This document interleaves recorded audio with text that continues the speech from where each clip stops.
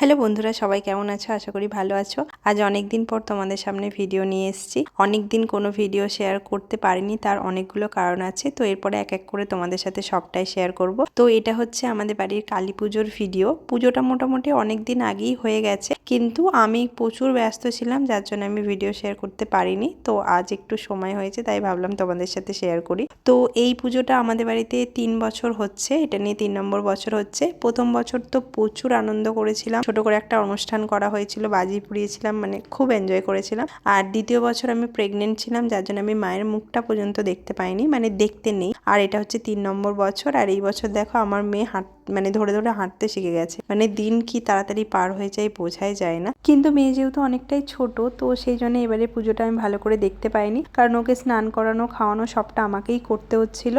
আর বাড়ির সকলেই ব্যস্ত, কারণ একদিকে ভোগের রান্না হচ্ছে, একদিকে প্রসাদ দেওয়ার খিচুড়ি হচ্ছে।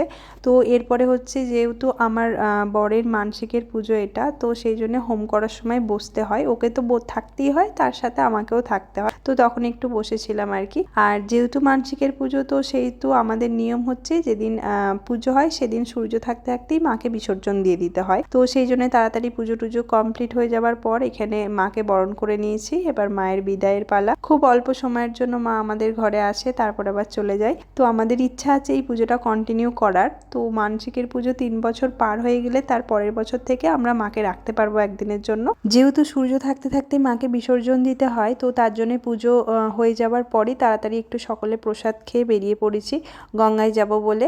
আর এই দেখো আমরা গঙ্গাতে চলেও এসেছি। আমাদের বাড়ি থেকে গঙ্গা খুব একটা বেশি দূরে না। তো এখানে মা আসে, ভালো লাগে। তারপর আবার যখন চলে যায় তখন একটুখানির জন্য মন খারাপও হয়। তো যাই হোক, কি আর করা যাবে, মাকে তো বিসর্জন দিতেই হবে। তারপরে এখানে 5 বার ঘুরিয়ে মাকে জলে দিয়ে দেওয়া হবে। আবারও 1 বছরের অপেক্ষায় রইলাম মা তোমার জন্য। খুব তাড়াতাড়ি এসো, আর পরের বার যেন আরো ভালো করে তোমার পুজোটা করতে পারি। আর যদি কোনো ভুল হয়ে থাকে তাহলে ক্ষমা করে দিও। আর ওই যে দেখো পেছনে একটা বাঁশের ব্রিজ দেখা যাচ্ছে, যেটা হচ্ছে আমাদের পূর্বস্থলের এক সময়ের ভাইরাল ব্রিজ হয়েছিল আর কি। এত মানুষজন এসে ভিডিও করতো, যার জন্য ব্রিজটাকে বন্ধই করে দিয়েছে। আমাদেরও ইচ্ছা ছিল যাওয়ার, কিন্তু এখন এসে দেখলাম যে ব্রিজটা বন্ধ হয়ে গেছে, সবাই নৌকা করে পারাপার করছে, তার জন্য আর যেতে পারলাম না। তো যাই হোক, মাকে জলে দেওয়ার পর মায়ের হাতের যে প্রসাদটা ছিল সেটা নিয়ে আমরা বাড়ি চলে এসেছি। এরপর সন্ধে না হতেই সবাই প্রসাদ নিতে আসতে শুরু করে দিয়েছিল, অনেকে এসেছিল প্রসাদ নিতে। আর আমার প্রসাদ দিতে তো খুব ভালো লাগে। তো যাই হোক, প্রসাদ দিচ্ছিলাম, আর তার ফাঁকে একটু মাম্মাকে ভোগের প্রসাদটা খাওয়াচ্ছিলাম, আর ও তো খুব ভালোবেসে প্রসাদটা খাচ্ছিল। তো যাই হোক, দেখা হবে আবার পরে কোনো ভিডিওতে। টাটা।